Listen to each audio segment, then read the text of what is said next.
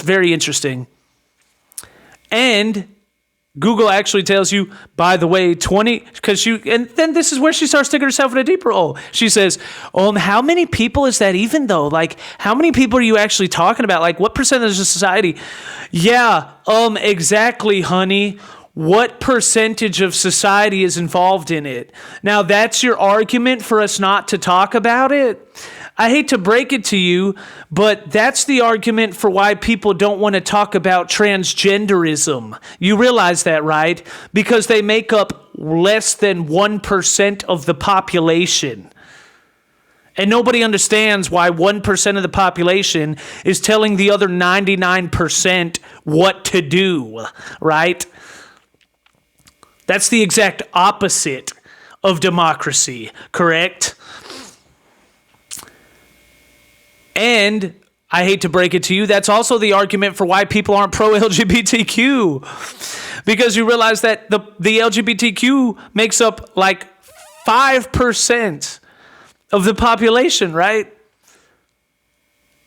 And if you actually look into those incestuous relationships globally, there's whole countries and societies that perpetuate and prefer incestuous relationships. They make up about 20%. Google it, 20% of the human population. So by definition, their population for those incestual relationships are 20 times higher than transgenders relationships.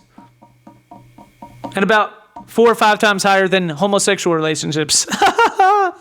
So if now the argument, she doesn't know what to say. Now the argument is, well, if it doesn't make up enough people, why are we talking about it? Okay, so why are we talking about LGBTQ? Why are we talking about transgenders? They make a much smaller population than they do. Like, what are you talking about? You're crazy.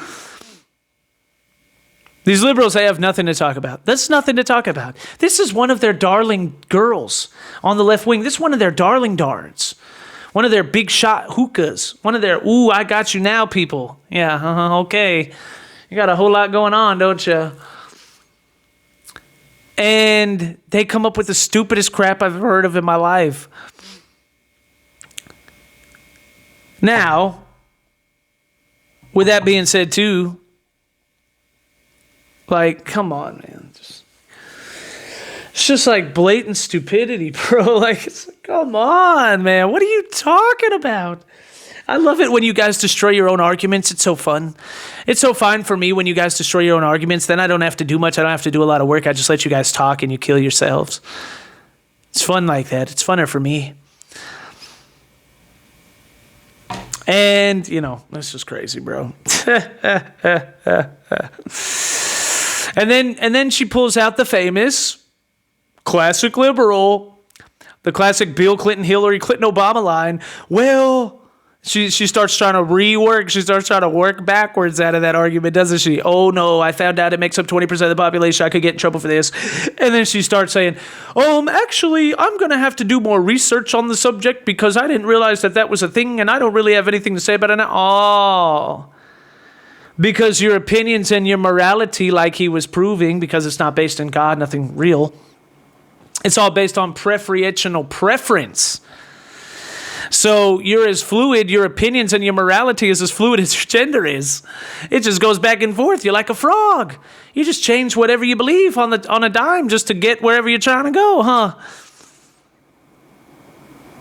So now, because you found out that it makes up 20% of the population, even though you swore up and down from here on out that you believed with your whole heart, you had such high sincerity and authenticity and integrity that you believed with your whole heart that incestuous relationships were not right, they were immoral, and this is the hill that you were willing to die on no matter what.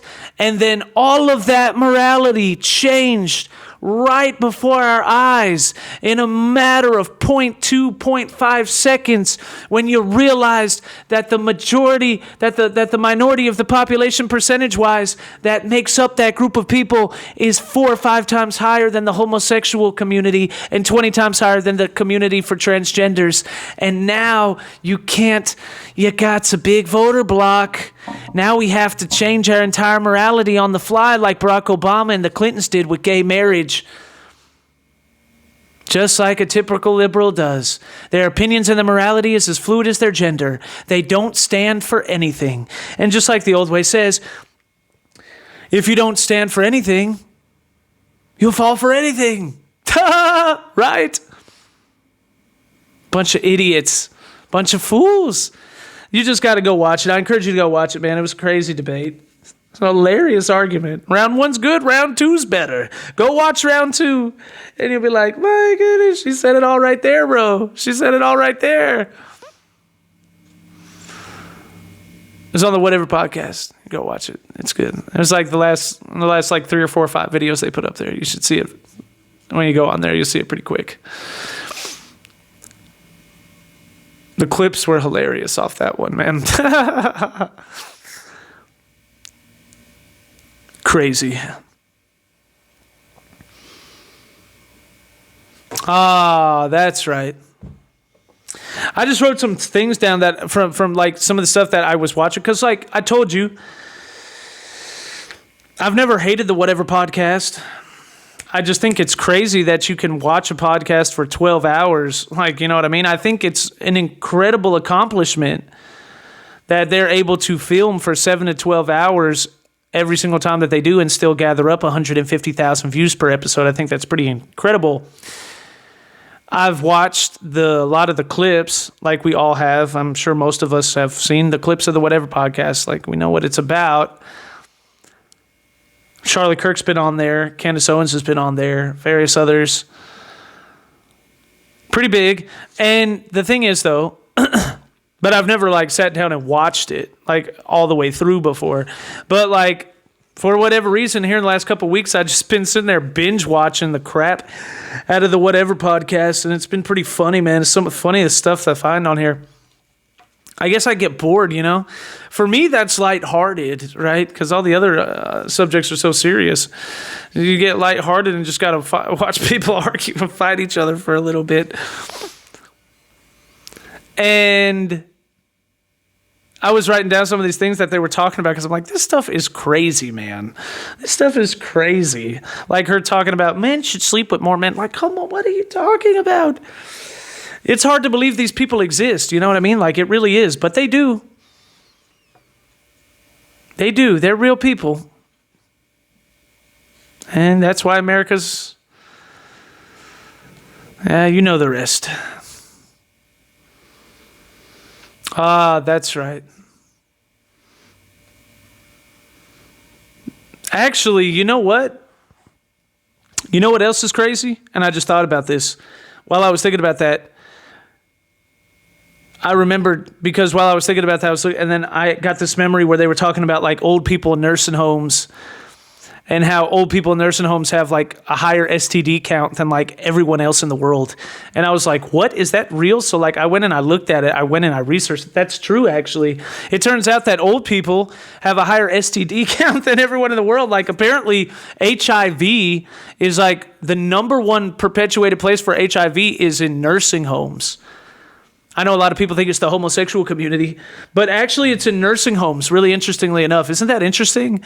Like, and she was talking about that. I was like, what, is this true? Like, I went and looked at it, and it's actually true. It's kind of strange. And, but it's not really that strange. It makes a lot of sense, right? Because these people are like 80, 90 years old. Like, they're on their deathbeds. Most of them don't have very long to live. You know, they don't have much to do. All they do is eat and drink and sleep all day. So, like... it's not like they're afraid of the consequences, you know what I mean? Like, it's the same argument for why I think, like, I wonder to myself, how come, like, a lot of, like, 70, 80, 90-year-old men don't take steroids? Like, I don't understand why they don't take steroids. And people think that's crazy. Like, that sounds like a crazy thing. Like, why would you take steroids? Steroids are so bad for you. Like, look, I understand. I get it. Yeah, obviously we all know steroids are bad for you. Like, duh, pretty obvious, right? Like, steroids make all muscle grow, and since your heart's a muscle, your heart literally grows with every beat, and then you die of a heart attack, right? We all know that steroids are bad, right? Okay. And we've seen so many people die of steroids young because they took them young. And then we see people like Arnold Schwarzenegger who are still going really strong even after taking all those roids. But he also had like 4 open heart surgeries, not a coincidence. But the point is that, okay, that's what I'm saying, right? Taking steroids in your teens, asinine. You'll be dead before you're 30. Taking them in your 20s, asinine. You'll still probably be dead before you're 30. Taking them in your 30s, asinine. By the time you're 40, you'll be in a wheelchair, right? Like, these are real things. But the point is, like, you could get away with steroids for a good 5, 10 to 15 years before you have any real hardcore complications about it, right? So I think to myself, like, if you're young, right, you're in your 20s, your 30s, whatever, it doesn't make sense to take steroids. It's very stupid. It doesn't make any sense at all. Why would you do that? Because you have your whole life ahead of you, right? Essentially, honestly. It's kind of dumb. But what I think on the flip side of that is, like, if you're 80 years old, just imagine you're an 80-year-old nursing home. It's the same reason they all got STDs, right? Because they don't fear the consequence. It's the same reason that when you see someone that's like, I knew this woman, and she was like literally like 98 years old, and this woman smoked cigarettes like all day long. Like all day long, back to back to back to back. The craziest chain smoker I've ever seen, just smoking cigarettes all day long. And, you know, the thing is, it's because she's 90 years old and she's really not too worried about those cigarettes being a problem for her in her future, right? It's not going to do anything. So when you are 80, 90 years old, you probably think like that. Like, you could smoke as much as you want. It's not going to cause any problems. You could drink as much as you want. You could do whatever you want as much as you want. It's not going to cause any problems because what can it do? And that's the reason why the STD count is so high in the nursing homes, because might as well just have sex with everything that walks the floor, because, like, why not? I mean, if they're not married, right? If they're not being loyal or something to, like, a spouse, like, they're in there by themselves. They don't probably never see themselves getting married again. Probably never see themselves having children anymore. Probably don't see themselves creating any more families. They already have, you know.